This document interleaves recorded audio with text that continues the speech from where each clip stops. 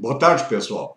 Hoje, 29 de julho de 2013, o dia seguinte à volta do Papa para Roma, o assunto não poderia ser outro, senão essa semana espetacular que tivemos no Brasil, especialmente no Rio de Janeiro, com a Jornada Mundial da Juventude. Houve também um outro fato inegável de vergonha para nós, que foram os incidentes da Marcha das Vadias nas ruas do Rio de Janeiro. Então, é fácil fazer uma correlação de ambas as coisas, no sentido que nós vemos o Papa subindo, a Igreja Católica se revitalizando, os católicos em plena graça também, maravilhados com a simpatia pessoal do Papa, o retorno do povo brasileiro ao seio da Igreja Católica, e, ao mesmo tempo, que acontece a queda desse governo, cada vez mais negativo, cada vez mais desesperado, o que, aliás, isso foi retratado nas pesquisas políticas de aprovação da presidente Dilma, como podemos ver aqui, a queda da aprovação do governo dela, de março até agora, de 79% para 45%, e a subida da desaprovação dela de 17% para 49%. Hoje há mais gente que a desaprova do que a aprova. Isso também é prova, isso é consequência, aliás, do que aconteceu no mês de junho com as manifestações, quando ficou bem claro que o principal prejudicado naquilo estava sendo o próprio PT, o próprio governo petista, em crise desde aquele dia 14 de junho, e que chegou ao ápice no dia 20 de junho, precisamente, com aquela manifestação monstro no Brasil. Essa presidente Dilma se mostrou, sem dúvida nenhuma, se apresenta agora diante de nós como a rainha das vadias. Ela não tem vergonha de se apresentar do lado das vadias. Ela segura a bandeira da Marcha das Vadias. Ela é uma delas. Esse é o governo Dilma, de moralidade não zero, mas já moralidade negativa. O completamente oposto, por outro lado, a irradiante simpatia, amor, generosidade, bondade, caridade e humildade que o Papa demonstrou para com o povo brasileiro na sua permanência aqui entre nós. Ele foi incansável para os acenos do povo, retribuiu aquela enorme emoção do povão do Rio de Janeiro. E para os políticos ele mostrou até cordialidade política e diplomática. Eu acho que foi mais piedade. Ele teve piedade da Dilma, do Sérgio Cabral, do Eduardo Paes, dos políticos que se cercaram dele, tentaram tirar uma casquinha na popularidade do Papa. Ele tocou em pontos sensíveis, deu indiretas aos governantes, falou em corrupção. O resultado foi que a Dilma nem apareceu na despedida. Não falou no aborto, é certo, como a gente gostaria que ele falasse publicamente. Mas isso nós vamos botar na conta da igrejinha comunista, da CNBB. Vamos ver como é que isso continua.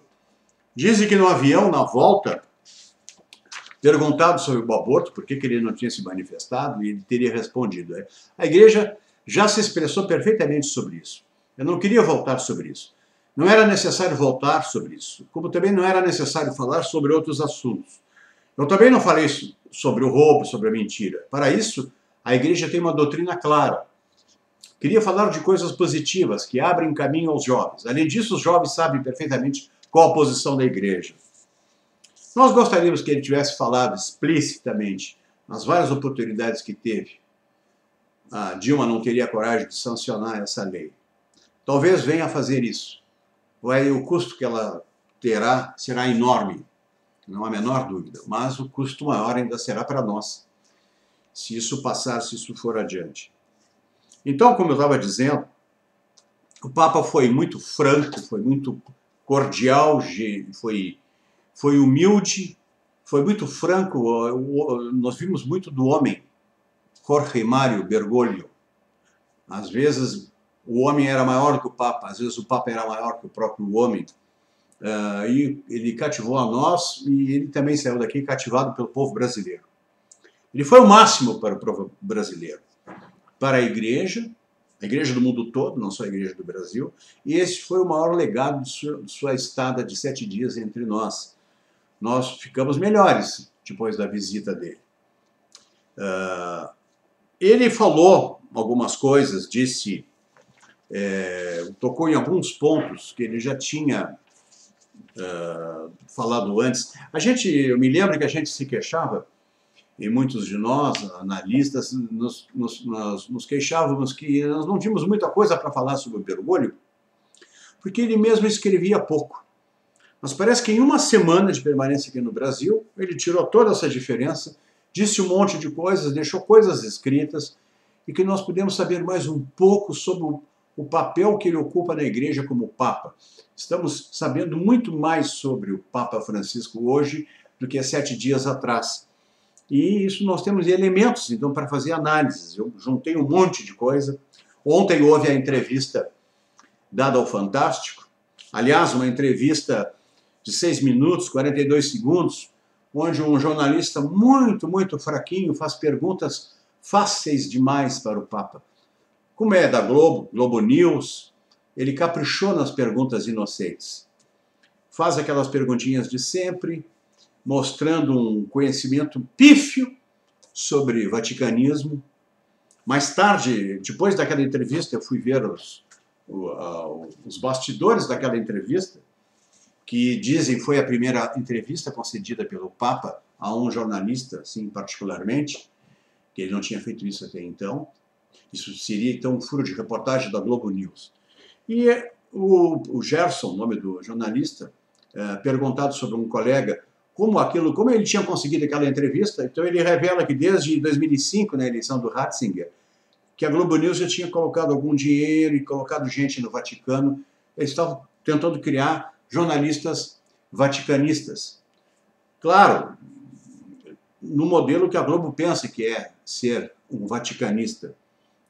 Não dá nem para comparar o trabalho da Globo News com o Vatican Insider, por exemplo, que é um órgão de divulgação dos assuntos do Vaticano, assim, que tem décadas, e tem jornalistas muito respeitados, que conhecem profundamente não só o ambiente político, diplomático da igreja, mas como também são católicos, são gente da igreja, são povo da igreja, como diz o Francisco. E esse jornalista Gerson não está à altura disso. Talvez ele esteja começando, mas de qualquer modo, as perguntas foram fraquinhas. E o Papa se saiu muito bem nas suas respostas, e mostrando até uma franqueza muito grande. Me chamou muita atenção quando ele fala que ele fazia tratamento psiquiátrico na Casa Santa Marta, que era por razões psiquiátricas que ele precisava morar junto com outras pessoas. O Papa é um homem solitário, e a solidão é uma coisa que machuca. E ele se vacina contra essa solidão, se cercando de clérigos, prefere habitar a Casa Santa Marta, que tem 180 cômodos, visitada por núncios, por bispos, sacerdotes, cardeais e leigos assim, ligados à igreja, e onde ele almoça, toma café, janta em comunhão. Existe uma possibilidade dele conhecer 30, 40 pessoas simultaneamente, pessoas novas, diferentes. E ele gosta dessa presença coletiva, dessa comunhão. Ele gosta disso, mais do que viver sozinho, isolado num palácio. Ele é verdadeiramente um franciscano no sentido da simplicidade, da humildade, mas continua sendo um jesuíta no pensamento. Ele mesmo afirma isso. Ontem, então, foi muito bom aquela entrevista do Fantástico, que nos mostrou assim, uma coisa muito pessoal do homem Jorge Mário Bergoglio e algumas posições como Papa que ele tem à frente da igreja. Uma outra coisa que ficou claro naquela entrevista é que ele está consciente que ele não manda na igreja. Ele falou, ainda na época do conclave, quando começaram as reuniões das congregações, para acertar assuntos prévios, que se exigia que um novo Papa produzisse as reformas que a igreja estava precisando e que nomeassem cardeais, um colegiado, então, para dar andamento a essas questões, as críticas que a igreja vinha recebendo. E foi o que ele fez. Ele convocou 8 cardeais, correspondentes a cada continente, mais a América tem 2, mais um secretário italiano. E ele também disse que no dia 1º, 2 e 3 de outubro, quando eles apresentarão o primeiro relatório, que ele não espera nenhuma conclusão definitiva daquilo ali. As questões são sérias e profundas demais, precisam amadurecer, portanto, ele não espera nenhuma conclusão final daquilo. Outras reuniões deverão acontecer para que a igreja defina melhor os seus rumos. Algumas coisas ele já fez, como aplicou a lei dura, atualizou as penalidades para crimes cometidos, crimes sexuais, especialmente contra menores, vazamento de informações, o Vatilix, e os escândalos econômicos do Instituto de Obras da Religião, que é o Banco do Vaticano. Ele falou claramente sobre isso, foi muito franco ao falar sobre isso, que é um rumo que ele quer modificar, mas não depende dele. Ele não tem poder para fazer isso, nem acho que ele queira fazer isso, sim, monocraticamente. Ele vai precisar de uma decisão colegiada para que a estrutura da Cúria ele possa ter uma convivência boa, de acordo com aquilo que ele pensa que deva ser a igreja. Eu também fiquei sabendo ontem, que ontem foi publicado a reunião que ele teve com os bispos da CELAM, da Conferência Episcopal Latino-Americana, e onde aparece um relatório que eu observo que vocês devem ler.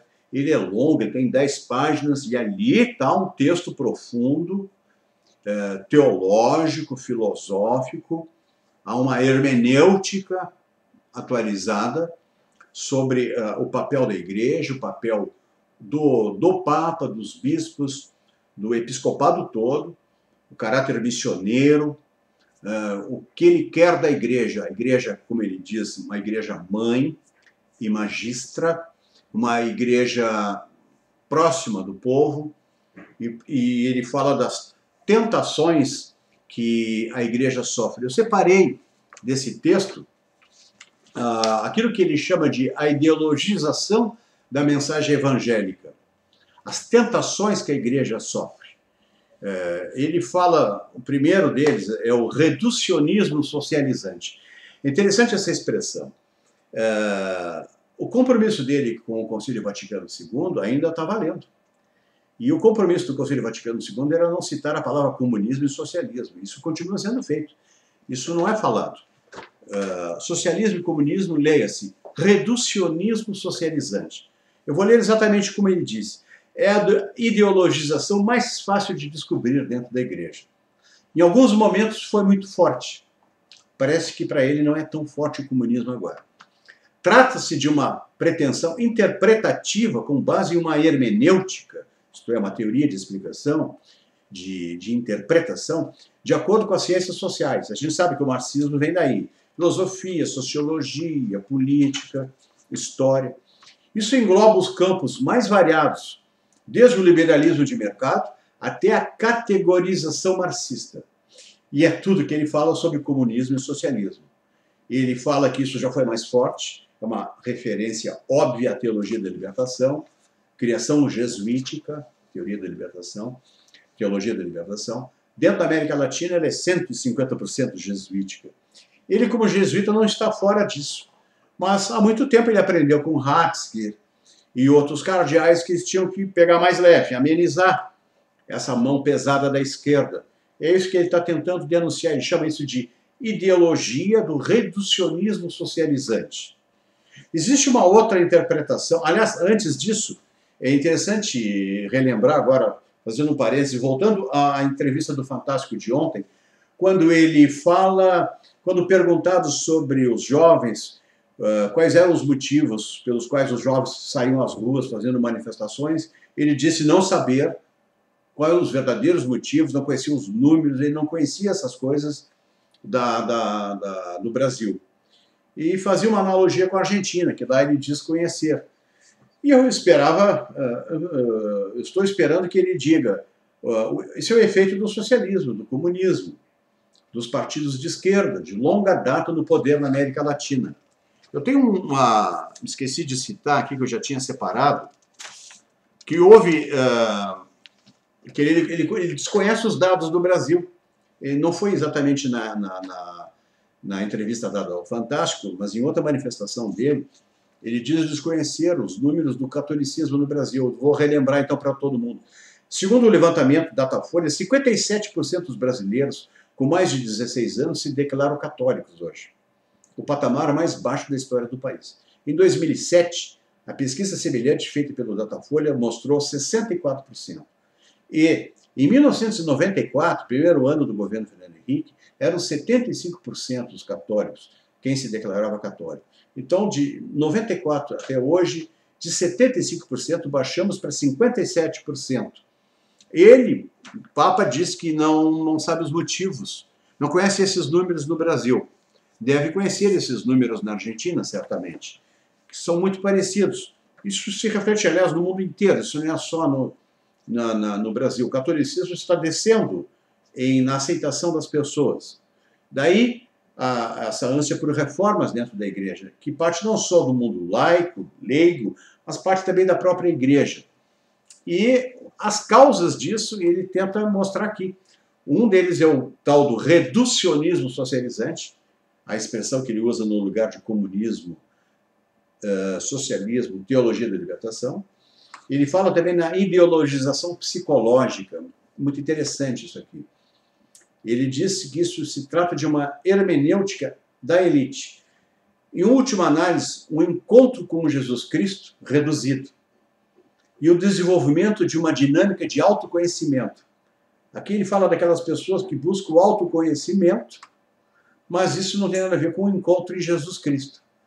E isso costuma acontecer, diz ele, em cursos de espiritualidade, em retiros espirituais, etc., que acaba resultando numa posição imanente, autorreferencial, isto é, referencia-se a si mesmo. Isso não tem sabor de transcendência, diz ele, e muito menos de missionariedade. Isso não transforma um clérigo em um missioneiro, um catequizador, um evangelizador. Essa tentação psicológica é uma das causas da situação da igreja. É claro que esse texto da CELAM aplica-se como o nome diz, aqui, América Latina. E tem como base o documento chamado Documento de 2007 de Aparecida, do qual ele foi o relator quando o Ratzinger esteve em São Paulo.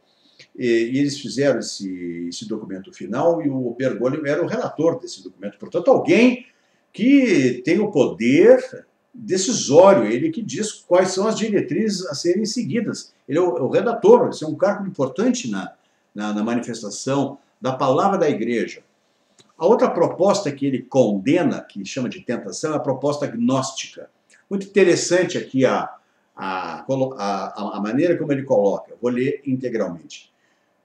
Essa proposta gnóstica, que está muito ligada à tentação anterior, ela costuma ocorrer em grupos de elites com uma proposta de espiritualidade superior, bastante desencarnada. Interessante a expressão. Bastante desencarnada. Não há carne, não há matéria. Gnose é luz, é espírito puro. Isso, segundo ele, acaba por desembocar em posições pastorais de questiones disputate, isto é, questões em disputa, que não estão resolvidas. Gnose sempre leva a questões não resolvidas. Diz ele, foi o primeiro desvio da comunidade primitiva. E a gnose, os gnósticos, reaparecem ao longo da história da igreja em edições corrigidas e renovadas. Vulgarmente são denominados católicos iluminados, por serem atualmente herdeiros do iluminismo. Aqui houve uma menção a isso na fala dele ontem na entrevista do Fantástico. Em determinado momento, para explicar por que os jovens eram manipulados, ele fala na nova ordem mundial. Ele não usou a expressão nova ordem mundial, mas se referiu claramente a ela ao falar numa elite globalista, financeira, de banqueiros, que é uma loucura do dinheiro, é o império do dinheiro que ele falou, que o dinheiro é o dinheiro que manda. E como esse império exclui os velhos e exclui os mais jovens do seu interesse, preservando um núcleo central. Essa ideia de núcleo central é recorrente no Papa Francisco. eu, tendo acesso a alguns documentos, como eu disse, hoje ficaram mais... nós não estamos encontrando coisas escritas sobre ele, que era difícil encontrar antes, a gente pode entender melhor como é que funciona a cabeça dele. O entendimento dele sobre o núcleo, sobre o centro, é o mesmo entendimento que ele tem da igreja pastoral. Isto é, os missioneiros, eles têm que sair para as periferias, porque a parte central está controlada por aquela ONG chamada Vaticano. Palavras dele, não foi Carlos Alberto que falou isso. A ONG Vaticano, já disse que a igreja é o Vaticano II, que é uma ONG, pois ele mesmo reconhece. Uma das propostas é a chamada proposta funcionalista, o que torna tudo uma enorme ONG. O que vale é a eficiência, a materialidade, as contas certas. Não existe mais o mistério da luz, o mistério da lua. Não existe mais... é tudo muito material, é uma espécie de teologia da prosperidade. Essa é uma das tentações da igreja. Esse funcionalismo está na mão de quem? Nova Ordem Mundial. Essa influência que está presente dentro do corpo da igreja. Lá naquela cúria está representada a Nova Ordem Mundial, sim, desde 1958, com o malfadado Concílio Vaticano II. Concílio, aliás, do qual o Papa Francisco não se exclui. A existência da igreja para ele, hoje, o Concílio Vaticano II é imprescindível para a igreja de hoje. Ele já tomou essa posição. E a gente sabe dos riscos do Concílio Vaticano II, que introduziu o comunismo dentro da igreja, a maçonaria, e colocou a igreja na mão da Nova Ordem Mundial. Fez a ligação que faltava. Então, isso ele disse ontem naquela entrevista do Fantástico, ao falar sobre os jovens. Ele mostra, assim, uma certa aversão ao liberalismo econômico, que ele trata no mesmo tom como o tal do reducionismo socializante. Comunismo e liberalismo econômico são males, são ideologias que ele combate. A gente sabe também, é verdade isso, o liberalismo é uma ideologia, não é só o comunismo que é uma ideologia. E as duas são prejudiciais e tentam a igreja, desvirtuam a igreja do seu caráter de mãe que afaga, mãe que abraça, que se aproxima do povo. A proposta gnóstica, então, é uma crítica a essa nova ordem mundial, esses Illuminati. Ele não disse a palavra, mas eu digo por ele. A outra proposta que ele fala, que eu achei muito interessante, é a chamada proposta pelagiana. Mal sabia eu, quando falei em Pelágio, naqueles vídeos anteriores do livro do Anthony Burgess, da fase pelagiana, da fase augustiniana, o debate que houve no século V entre Pelágio, da Bretanha, e Santo Agostinho. Pelágio defende que não existe o pecado original, que o homem nasce sem pecado, não tem nada a ser, então, ele não precisa ser perdoado, ele não tem pecado nenhum para ser perdoado do pecado.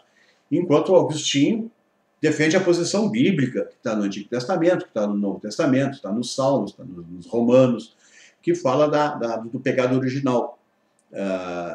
O Ratzinger já falava dos riscos do pelagianismo. Um texto muito interessante que eu vou colocar os links nesse vídeo para as pessoas poderem ler. Diz ele, aparece fundamentalmente esse pelagianismo na forma de restauracionismo. Perante os males da igreja, busca-se uma solução apenas na disciplina, na restauração das condutas e formas superadas, que mesmo culturalmente não possuem capacidade significativa. Na América Latina, costuma verificar-se pequenos grupos, em algumas novas congregações religiosas, em tendência para segurança doutrinal ou disciplinar. Ele acha que isso é uma coisa estática, embora possa prometer uma dinâmica, essa dinâmica é para dentro, ela regride, procura recuperar o passado perdido. Então, nem tanto ao futuro, que o comunismo é a proposta do futuro, do mundo melhor, nem tanto essa para trás, que ele chama de pelagianismo. Voltaríamos a uma igreja possível sem o pecado original. Quase que ele disse uma proposta reacionária. Né? Voltar atrás, ser reacionário é voltar a uma posição antiga. Né? Por último, o clericalismo, que ele falou nessa entrevista, assim como está nesse texto da Celan, está na entrevista do Fantástico, que ele fala dos clérigos príncipes, esses príncipes que vivem afastados da igreja, que vivem longe do povo, que se comunicam com o povo através de documentos, de escritos, e não afagam ninguém, não beijam nenês. O que nós vimos nessa semana? Foi ele colocando em prática, ele dando um exemplo pessoal daquilo que ele prega e escreve. O que está escrito nesse texto foi o que ele mostrou para nós na sua conduta. Foi por isso que, aqui é um discurso para os intelectuais que tentam interpretar o pensamento da igreja, segundo Francisco, mas na prática, a prática dele é altamente emocional.